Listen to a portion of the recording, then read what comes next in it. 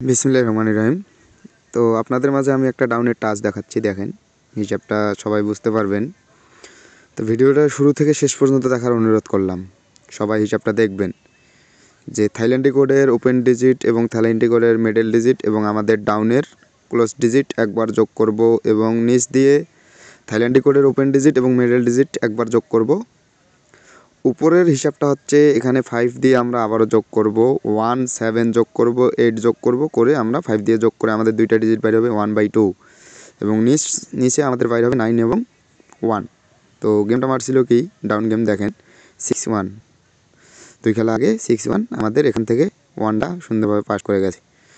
পরেরটা দেখেন 6-1 ডাউনটা মারছে, পরের খেলা দেখবেন 6-6 9 এবং 8-4-3, এটা সেম পজিশনে আমরা আবার হিসাবটা করব।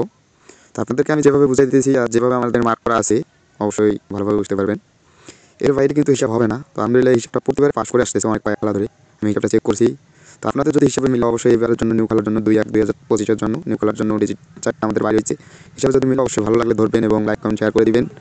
আর আমি বারবার বলতেছি, যারা যারা হিসাব করে বানাই খেলতে পারেন বানাই নিচে খেলতে পারবেন, আর যারা গেম বানাই খেলতে পারবেন না জয় করবেন ইনশাল্লাহ 100% গেম দেওয়ার চেষ্টা করবো। তো এখানে আমাদের গত খেলায় 6-6 9 এবং 8-4-3 দিয়ে আমাদের 6 দিয়ে আমরা যোগ করে 1 দিয়ে যোগ করে আমাদের বাইরে হয়েছিল 1-2 এবং 2-4। 4 ডিজিটের ভিতরে আমাদের 1-2 ডাউনটা মরে গেছে গত খেলায়, আমাদের পাস করে গেছে। এবার জন্য যেটা নিউ খেলার জন্য বাইরে আছে আপনাদের হিসাবে মিলে ধরবেন। তোমার যোগ করে আমাদের বাইরে দেখেন যে এখানে বাইরে হবে আমাদের 0-7 যোগ করবো এবং আমাদের 1 দিয়ে যোগ করে আমাদের দুইটা ডিজিট বাইরে 5 দিয়ে যোগ করে দেখেন হিসাবটা দেখাচ্ছি আমি। নিচ সংখ্যা যেভাবে দেওয়া আছে উপর সংখ্যায় সেম। তো 3-4 উপরের সংখ্যা আমাদের হিসাবে বাইরে 3-4 এবং নিচে আমাদের 9 এবং 1। ভালো লাগলে ধরবেন।